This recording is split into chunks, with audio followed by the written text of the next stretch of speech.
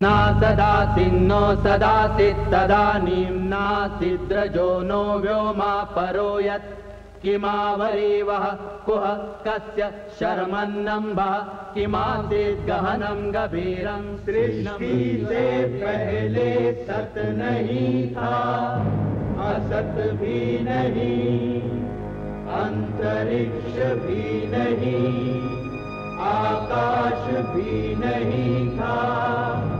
छिपा था क्या, कहाँ, किसने ढका था? उस पल तो अगम अतल जल भी कहाँ था।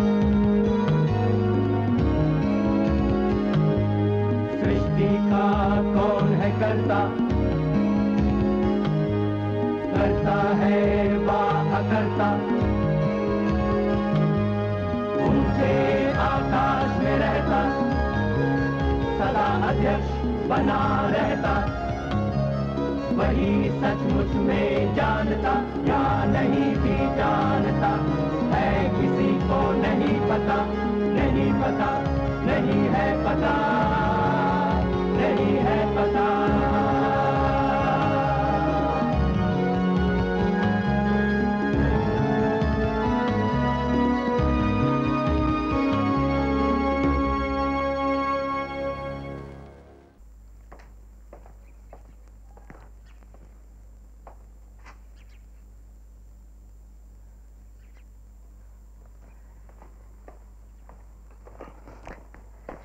राजाओं और राजकुमारों की निंदा का मुझे कुछ ज्यादा ही शौक है।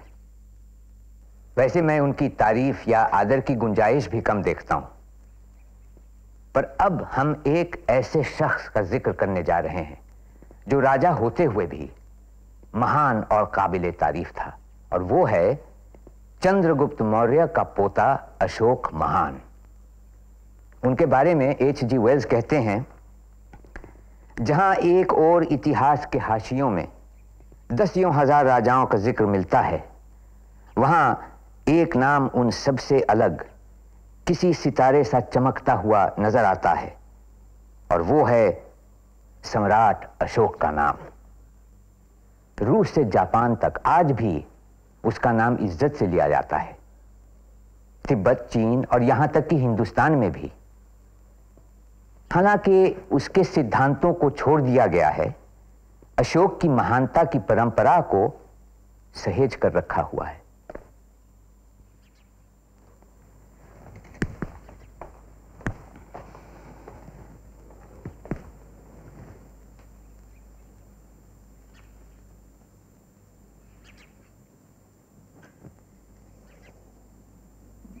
शुभ समाचार है महाराज, तक्षशिला में विद्रोह कुचल दिया गया है।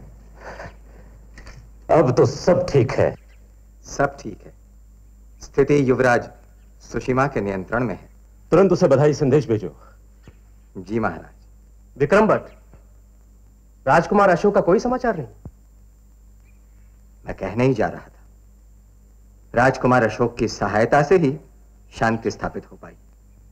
महाराज, वर्षों से विद्रोही बीच बीच में अपना सिर उठा रहे हैं। युवराज सुषमा कुछ नहीं कर पाए। यही सोचकर तो आपने राजकुमार अशोक को भेजा। तुम कहना क्या चाहते हो? यही बधाई संदेश राजकुमार अशोक को भेजना चाहिए। यह कैसे हो सकता है? सुषमा तक्षशिला का क्षत्रपाल है, शासक है। बधाई संदेश उसे ही भेजो। जी महाराज। राधागुप्त, राज संचालन में तो युवराज सुषमा निपुण है, किंतु इतने बड़े विद्रोह को दबाना आसान तो है नहीं। अनुभव के साथ धीरे धीरे वह भी आ जाएगा। महाराज की छत्र छाया में सब सीख जाएंगे। अभी युवराज सुषिमा की आयु ही क्या है? राजकुमार अशोक की तो उससे भी कम है, फिर भी छोटा होकर बहुत बड़ा काम कर दिखाया। कोई कुछ नहीं करता राधा गुप्त, सब नियति के नियंत्रण में है। जो होना है वही होता है। मनुष्य तो मात्र होने का माध्यम है। युवराज सुषिमा की अपेक्षा यदि राजकुमार अशोक श्रेष्ठ है तो है। वाद विवाद से इस सत्य को बदला नहीं जा सकता। वही तो महाराज, राज्य में व्यापार को पहले से ही ठेस लग चुकी है। साम्राज्य का व्यापार केंद्र है तक्षशील, वहां शांति बनाए रखना बहुत आवश्यक है। राजकुमार अशोक के वहां न होने से विद्रोह फिर से भड़क सकता है। मेरे विचार से राजकुमार अशोक को तक्षशील में ही रहना चाहिए। दोनों को एक साथ तक्षशील में कैसे रखा जा सकता है? और फिर सुषिमा को वापस बुलाने का अर्थ होगा हमारी सामर्थ्य का अपमान। समझे आप लोग? इस विषय पर निर्णय ले लिया है मैंने। राजकुमार अशोक को उज्जैन का क्षेत्रपाल नियुक्त किया जाता है। परंतु महाराज,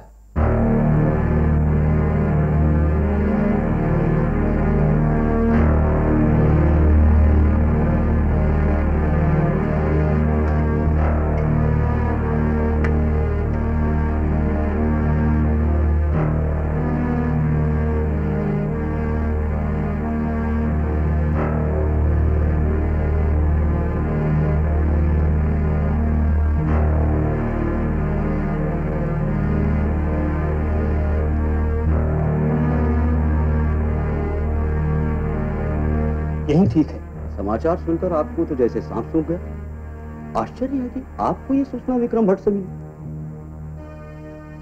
इसी असमंजस में मैं भी हूं। मेरा गुप्तचर अभी तक तक्षशील से नहीं लौटा है और विक्रम भट्ट के पास समाचार भी पहुंच गया।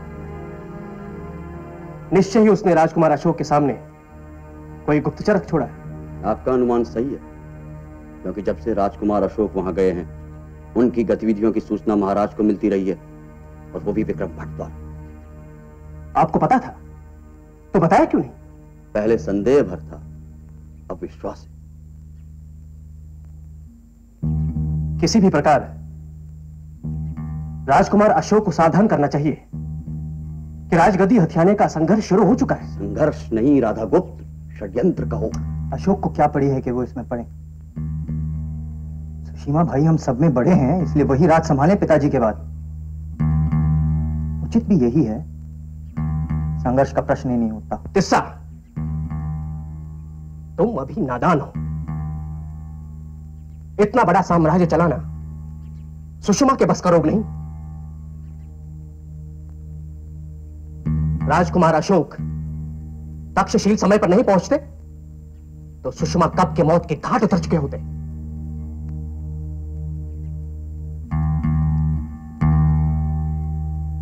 रही उनके बड़े होने की बात, तो अर्थशास्त्र के अनुसार बड़ा हो या छोटा, राज्य का उत्तराधिकारी यदि प्रजा और राज्य की रक्षा नहीं कर सकता तो उसे राज सिंहासन पर बैठने का कोई अधिकार नहीं। ऐसा लगता है आप सुषिमा से घृणा करते हैं। हाँ करता। उसे साधारण व्यवहार ज्ञान तक नहीं। ये आप कैसे कह सकते हैं? व्यक्तिगत अनुभव से। एक बार किसी बात पर वाद विवाद चल रहा था। मैंने सुषमा के प्रस्ताव का विरोध किया तो उसने भरी सभा में मेरे सिर पर चपत मार दी। क्या? हाँ, सबके सामने। अब आप सोचिए, जो व्यक्ति प्रधानमंत्री का ऐसा अपमान कर सकता है वो राजा बनकर क्या अनर्थ नहीं करेगा? अरे किसी भी व्यक्ति को फांसी पर लटका देगा। इसीलिए मैं बार बार कहता हूं कि राजकुमार अशोक ही राज सिंहासन की गरिमा बनाए रख सकते हैं। किंतु महाराज और विक्रम भट्ट सुषिमा के पक्ष में। हाँ, वो देख लेंगे। सबसे पहले राजकुमार अशोक को सावधान करना चाहिए। गुप्तचर को ढूंढकर विक्रम भट्ट का चक्रव्यूह तोड़ना चाहिए। नगर निवासियों सावधान। शूरवीर, प्रतापी, दानवीर महाराजा धीराज के पुत्र, उज्जैन नगरी के क्षेत्रपाल राजकुमार अशोक पधार रहे हैं।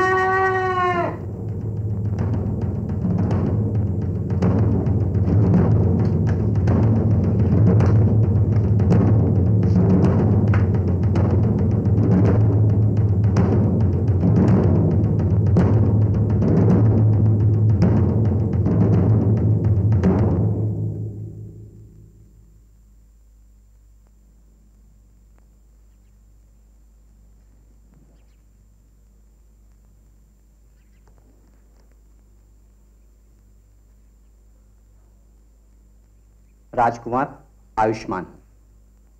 सेवक का नाम महेंद्र भट्ट है, उज्जैन का नगर पुरोहित। नगरवासियों की ओर से आपका हार्दिक स्वागत करता हूं। तक्षशिला में पुनः शांति स्थापित करने की बधाई भी स्वीकार कीजिए।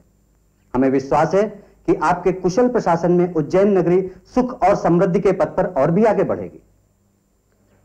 हमारी भी यही इच्छा है कि सभी सुखी रहें।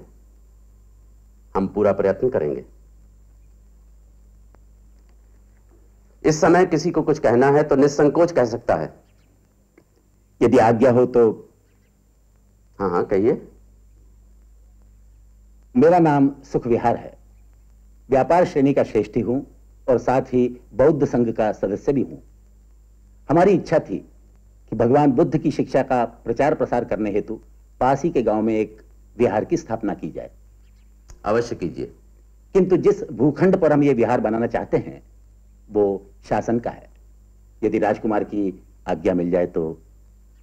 हाँ हाँ, हमें कोई आपत्ति नहीं है। क्षमा करें महाराज, मुझे आपत्ति है। स्पष्ट कीजिए। आपके दादाश्री सम्राट चंद्रगुप्त ने यह भूखंड हम ब्राह्मणों को दान में दिया था। इस पर बौद्धों का अधिकार तो हो ही नहीं सकता, और विशेषकर असामाजिक कार्यों के लिए तो बिल्कुल ही नहीं। असामाजिक कार्य? महाराज, आप नहीं जानते इन बौद्धों की करतूतें। गांव गांव जाकर ये लोग नास्तिकता का प्रचार करते हैं। ये लोगों को अधर्म की ओर घसीटते हैं, समानता की बातें करते हैं। ऊंच नीच, छोटे बड़े, किसी का भी ध्यान नहीं रहा इन लोगों को। हमारी आपसे प्रार्थना है कि इन अधर्मी भिखारियों को पकड़कर कड़े से कड़ा दंड दिया जाए और धर्म की रक्षा की जाए। मैंने आपत्ति का कारण पूछा था, उपदेश देने के लिए नहीं कहा। ठीक है, यदि वो भूखंड ब्राह्मणों को दिया जा चुका है तो विहार कहीं और बन जाएगा। चंद्रसेन, इनके विहार के लिए भूमि का प्रबंध किसी और स्थान पर कर दिया जाए। आप सहमत हैं? जी, यही बिल्कुल उचित होगा। हम आपके आभारी हैं। हमारा आपसे आग्रह है कि भूमि पूजन के समय उपस्थित रहकर हमारा उत्साह बढ़ाएं। हम विचार करेंगे।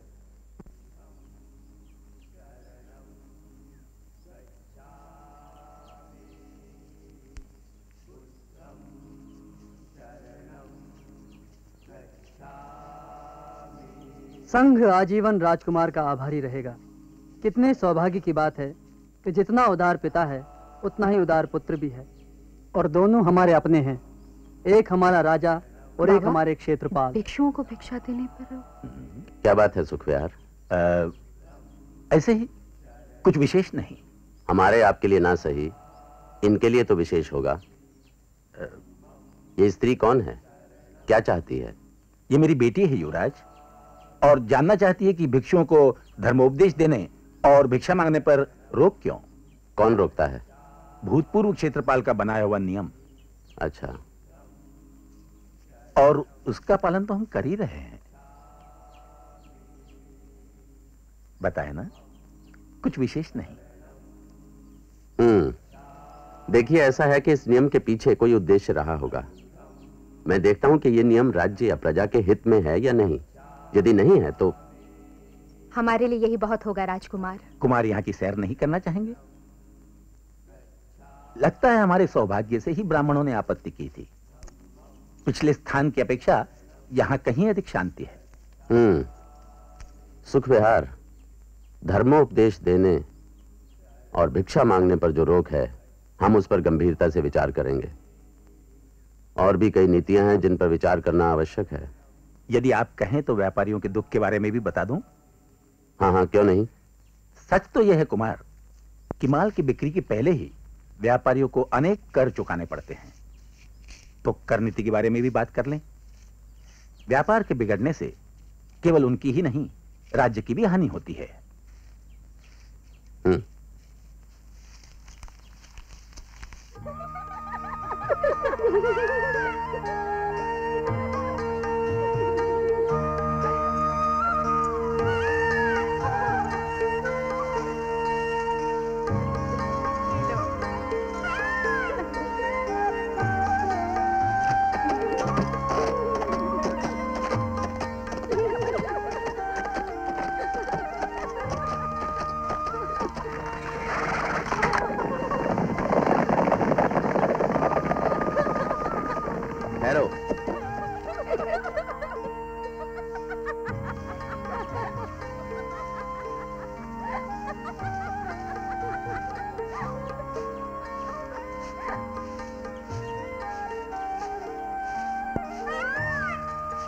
आप सुख विहार जी कैसे हैं? जी कृपा है आपकी। बहुत दिनों से भेंट नहीं हुई उनसे। मैं भेज देती हूँ। नहीं, मैं बुलवा लूंगा।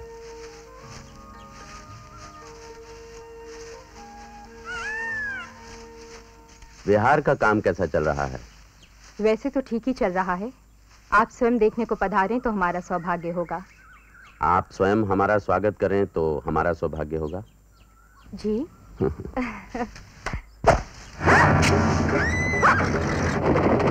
उसे मारना नहीं, जीवित ही पकड़ो। इस विषय में मुझे पूरी जानकारी मिलनी चाहिए। डर गई? ये तो होता ही रहता है। मैं विहार देखने आऊंगा और मैं आपका स्वागत करूंगी।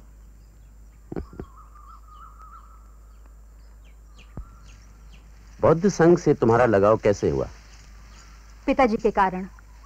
वही नहीं, व्यापार श्रेणी की और भी कई सदस्य बौद्ध धर्म से प्रभावित हैं। कोई विशेष कारण? एक तो यही कि हम लोगों में आत्मसम्मान पनपता है, मान मर्यादा मिलती है। कैसे? जैसे ब्राह्मण हमें कुछ नहीं समझते तो हम भी उनके सामने सिर झुकाने को बाध्य नहीं। पिताजी कहते हैं कि ब्राह्मण ये बात नहीं समझते कि किसी भी राज्य की समृद्धि में व्यापारियों का कितना महत्व है। तुम्हारे पिताजी ठीक कहते हैं। अच्छा, तुम जानती हो भगवान बुद्ध किस गण के थे? लिच्छवी गण के। मेरी पत्नी भी इसी गण से है। वो भी बौद्ध धर्म से बहुत प्रभावित है। कभी कभी बातें भी करती है, अच्छा लगता है। किंतु मुझे इसके बारे में कभी गंभीरता से विचार करने का अवसर नहीं मिला। पाटलिपुत्र में वैसे भी समय। सुनो, तुम्हारे मन में कभी पाटलिपुत्र में रहने का विचार नहीं आया? अचानक आपके मन में ये बात कैसे आई? नहीं, ऐसे ही, क्योंकि मुझे तो एक ना एक दिन पाटलिपुत्र वापस जाना ही है। मैं चाहता हूं तुम भी मेरे साथ वहां चलो। चलोगी? मैं क्या कह सकती हूँ? हाँ या ना? पिताजी से आज्ञा लेनी होगी।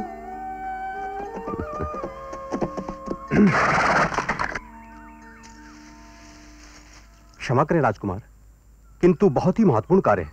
कहो।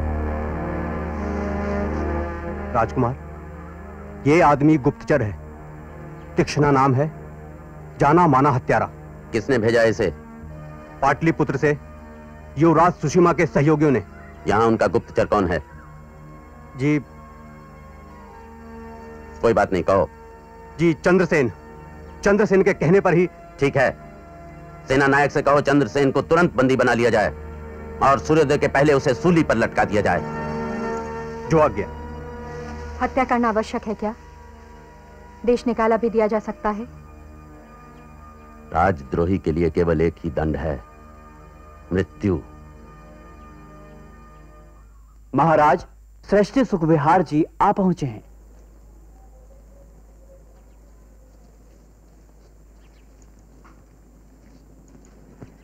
राजकुमार अशोक की जय।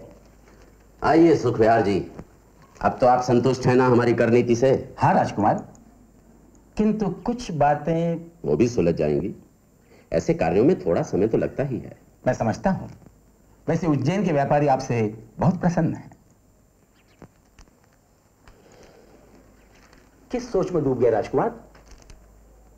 भविष्य का क्या होगा, हमारा साम्राज्य का। शुभ ही होगा।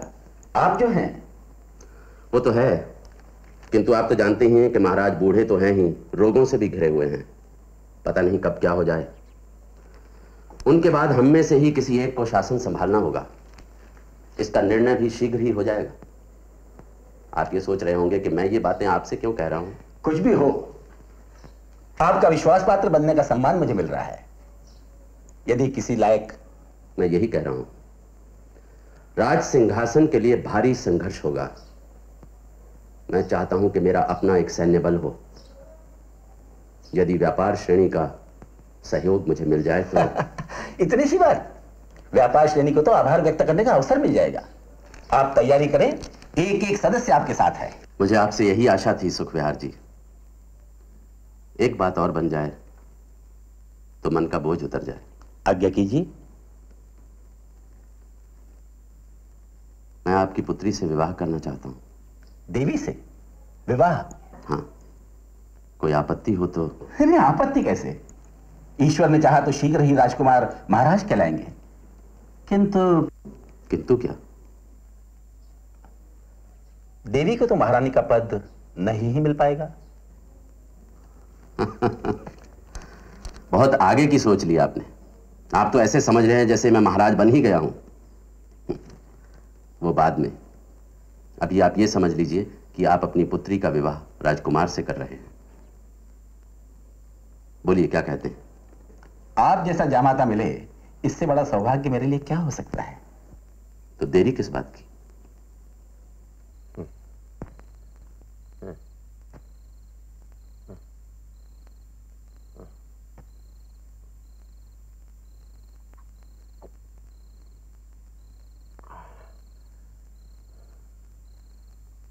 विक्रम भट्ट,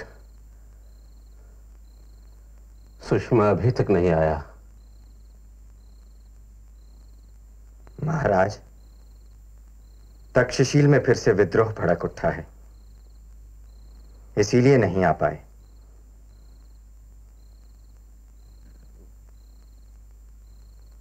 कुछ भी करो, उसे यहां बुलाओ। एक ही उपाय है। यदि राजकुमार अशोक को तक्षशिल भेज दिया जाए तो युवराज सुषिमा यहां आ सकते हैं। ऐसी संकट की घड़ी में उन्हें आपके पास ही होना चाहिए। महाराज, मेरे विचार से युवराज सुषमा वहीं रहकर विद्रोहियों का दमन करें। इस बार उन्हें सफलता अवश्य मिलेगी। अब तो अनुभवी हो गए हैं। अशोक एक बार विद्रोह कुचल चुका है तो दोबारा भी कर सकता है। अशोक को आदेश भेज दो कि वो तक्षशिल चला जाए और तुरंत सुषिमा को यहां भेज दे। आप उचित समझें तो मैं संदेश लेकर उज्जैन चला जाऊं। भाई अशोक से भेंट भी हो जाएगी। जाओ, तुम ही जाओ, लेकिन देर न करो।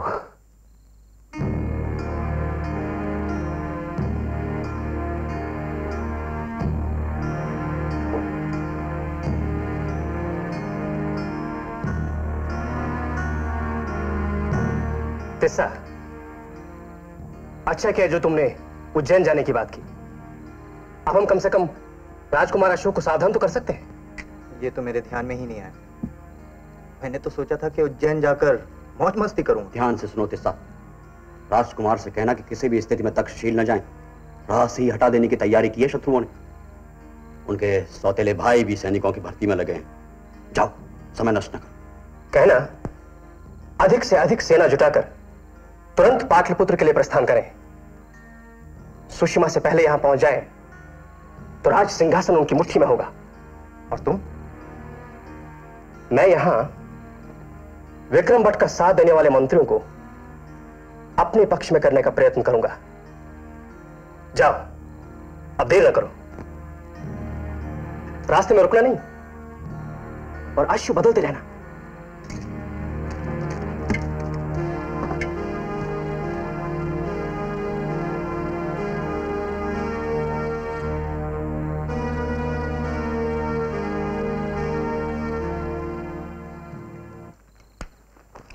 महाराज बीमार हैं तो उनकी सेवा में आपको जाना ही चाहिए, किंतु सिंहासन के लड़ाई झगड़े में आप न पड़िएगा। क्यों? अरे व्यर्थ में प्राणों को संकट में डालने से क्या लाभ? हाँ, ठीक तो कह रहा है। यहाँ आपको क्या कमी है? क्षेत्रपाल का पद, घर परिवार, सुख सुविधाएं, इन्हें दांवों पर लगाने से क्या मिलेगा? तुम हो मूर्ख। मैं इस संघर्ष में ना भी पड़ूं तो क्या वो मुझे जीवित छोड़ देंगे? उनके जीवित रहने के लिए मेरा मरना आवश्यक हो जाएगा, और यही बात उन पर भी लागू होती है। तो इसका अर्थ है कि आप राजा बने तो आप भी अपने भाइयों को मार डालेंगे? बिल्कुल। जो भी सिंहासन को ललचाई आंखों से देखेगा उसे मरना ही होगा। ये ठीक नहीं लग रहा, आप इससे दूर ही रहिए। दूर रहूं? अयोग्य और विलासी व्यक्तियों के हाथों में साम्राज्य को चला जाने दूं? राज सिंहासन का सच्चा उत्तराधिकारी मैं हूं। इतने बड़े साम्राज्य को चलाने की योग्यता केवल मुझ में है। मैं अभी अपने सैन्य बल के साथ पाटलिपुत्र कूच करता हूं। कैसा? सेनानायक से कहो कल सूर्य की पहली किरणें चौकड़ी भरते हुए अश्वारोहियों पर पड़ेंगी। संघमित्र। आमीन।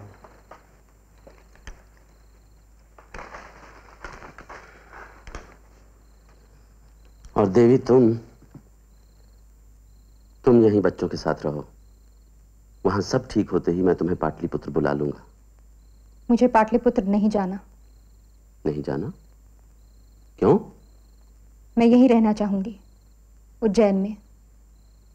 किंतु पहले तो तुम... पहले की बात और थी। तो अब क्या है?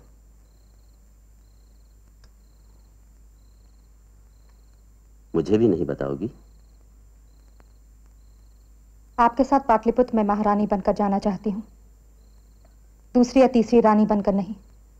तुमने ये कैसे सोच लिया कि मैं तुम्हें... क्योंकि महारानी के पद का सम्मान तो क्षत्रिय ब्याहता को ही मिलेगा। यदि मैं वचन दूं कि ऐसा नहीं होगा तो भी नहीं।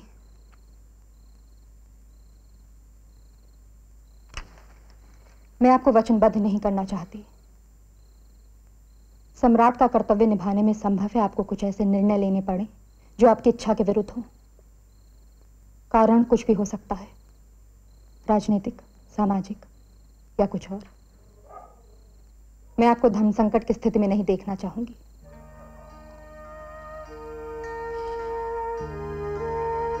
ऐसे संदेह मन में लाती क्यों हो? संदेह की नहीं, संभावना की बात है। यहां रहकर मुझे संघ का बहुत सा काम करना है। पिताजी को भी मुझसे कुछ सहायता मिल जाएगी। ये कैसी विडंबना है। तुम्हारे पिता के सहयोग से ही मैं राज सिंहासन जीतने की बात सोच रहा हूं, और तुम... मैं आपकी सफलता के लिए प्रार्थना कर रही हूं।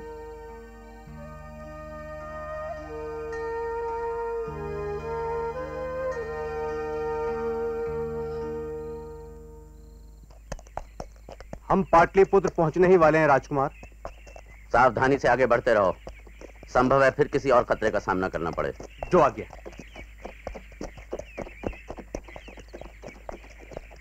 ये बैलगाड़ी कैसी है? देखो। जी, जो आज्ञा।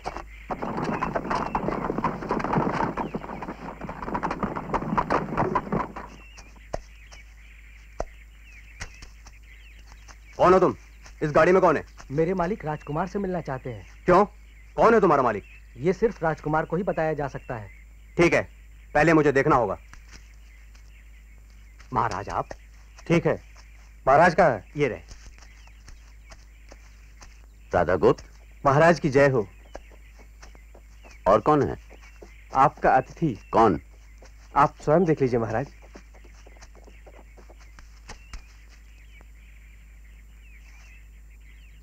असंधि मित्रा, तुम?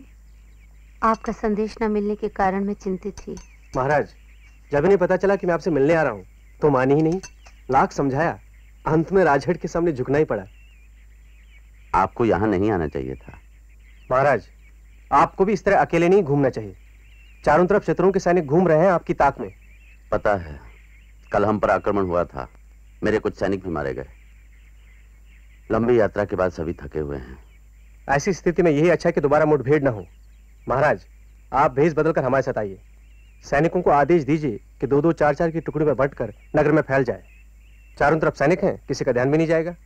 रात को विश्राम करें और सुबह सवेरे बड़े बाग में मिल जाएं। ठीक है। तेसा कहाँ है महाराज? साथी है। उसे भी आप अपने साथ ले जाइए।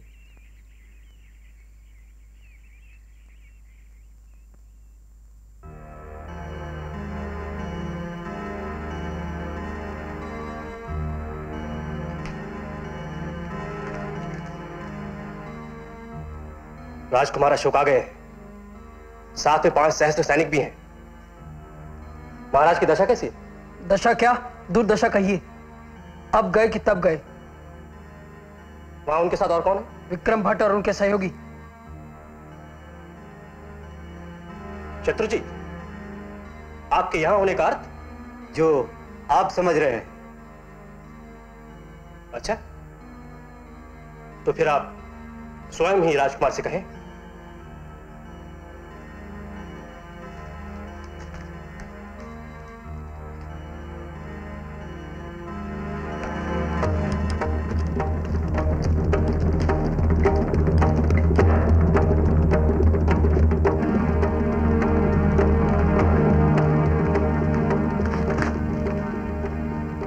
राजकुमार अशोक, मैं और मेरे मंत्री आपका साथ देंगे।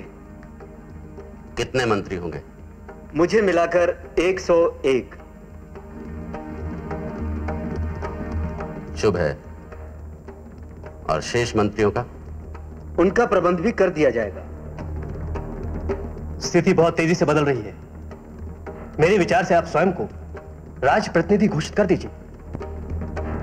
सिंहासन के संघर्ष में आपका पलड़ा भारी रहेगा। बाद में जो होगा देख लेंगे। क्या विचार है? हाँ, यही ठीक रहेगा।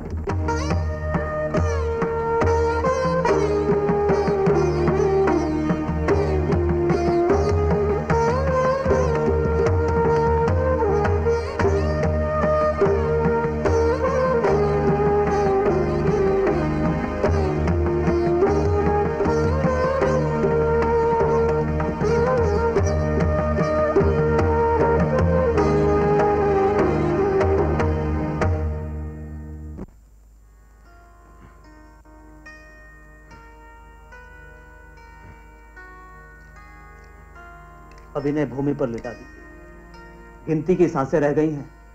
कोई अंतिम इच्छा हो तो। इसीलिए कह रहा हूं कि युवराज सुषमा के आने तक कुछ कीजिए। मैं हर संभव प्रयत्न कर चुका। अब ईश्वर ही कोई चमत्कार कर दे तो और बात है। फिर भी कुछ तो कीजिए। यदि आप चाहते हैं कि इन्हें पल दो पल का जीवन और मिल जाए तो कृपया शांति रखिए।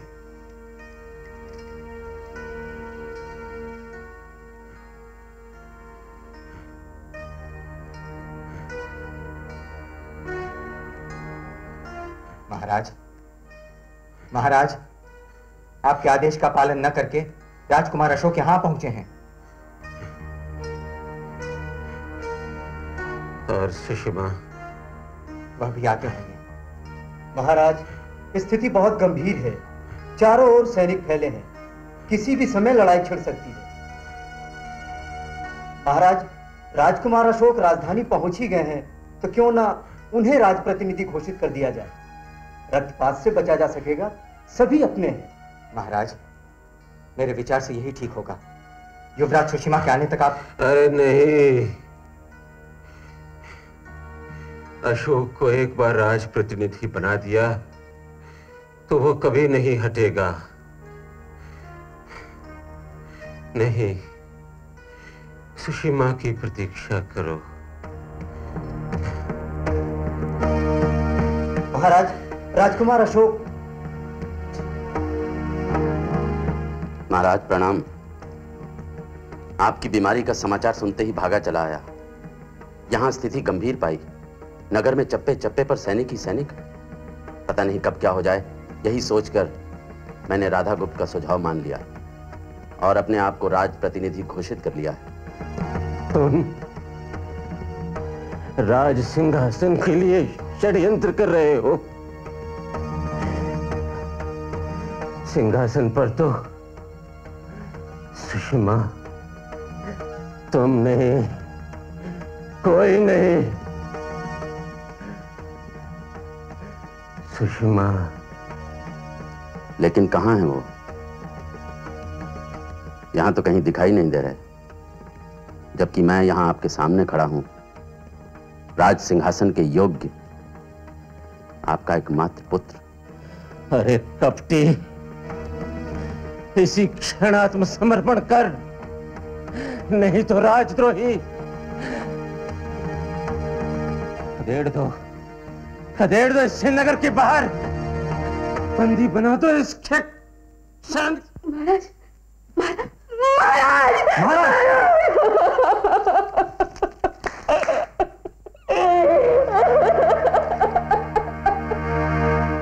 तमाम इतिहासकार मानते हैं कि अशोक युवराज नहीं था और राज सिंहासन के लिए राजकुमारों में आपसी संघर्ष हुआ। तिब्बत और चीन में संरक्षित ग्रंथ दिव्यावदान में लिखा है कि मृत्यु से पहले बिंदुसार अपने पुत्र सुषिमा को राजा बनाना चाहता था, मगर उसके मंत्रियों ने अशोक का साथ दिया। उत्तराधिकार स्थापित करने में पूरे 4 साल लग गए। तब कहीं अशोक ने अपने आप को पूरी तरह से सुरक्षित महसूस किया और 269 ईसा पूर्व में उसका विधिवत राज्याभिषेक हुआ।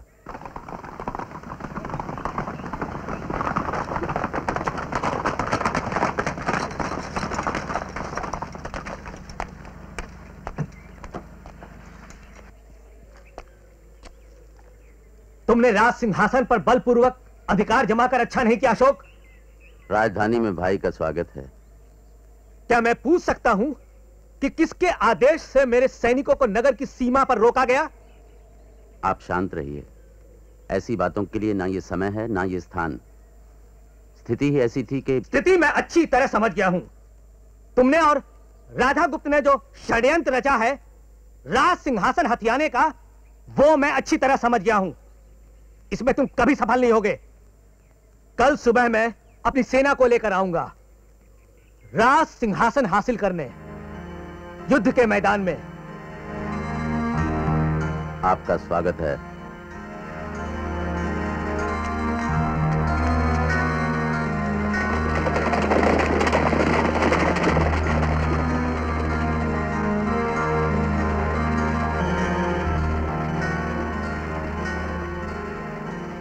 नगर में प्रवेश करने से पहले ही इसकी हत्या कर दो।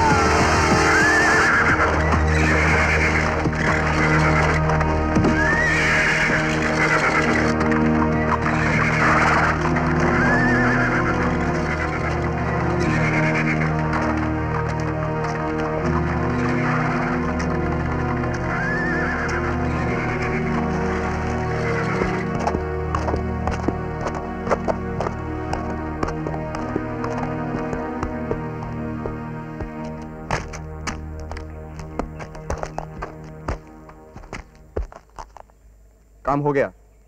ठीक है, जाओ।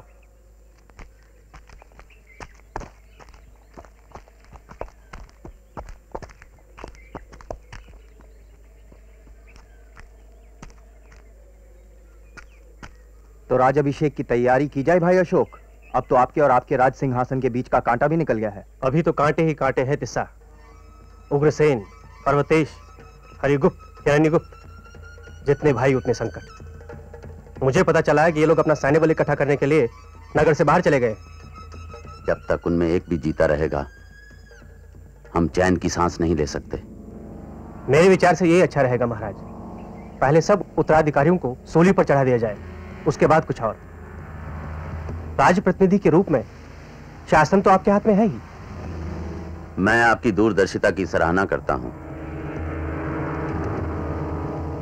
हिरण्यगर्भात् समवर्तताग्रे भूतस्य जातः पतिरेक आसीत् सदाधार पृथिवीं व्यामुते मां कस्मै देवाय हविषा विधेम। वह था हिरण्यगर्भ सृष्टि से पहले विद्यमान, वही तो सारे भूत जात का स्वामी महान। जो है अस्तित्वमान धरती आसमान धारण कर, ऐसे किस देवता की उपासना करें हम हवि देकर। जिसके बल पर तेजोमय है अंबर, पृथ्वी हरी भरी स्थापित सिर, स्वर्ग और सूरज भी स्थिर, ऐसे किस देवता की उपासना करें हम हवि देकर। गर्भ में अपने अग्नि धारण कर पैदा कर, व्यापा था जल इधर उधर नीचे ऊपर, जगा जो देवों का एकमेव प्राण बनकर, ऐसे किस देवता की उपासना करें हम हवि देकर। ओ सृष्टि निर्माता स्वर्ग रचयिता पूर्वज रक्षा कर, सत्य धर्म पालक अतुल जल नियामक रक्षा कर, फैली है दिशाएं बाहु जैसी उसकी सब में सब पर, ऐसे ही देवता की उपासना करें हम हवि देकर, ऐसे ही देवता की उपासना करें हम हवि देकर।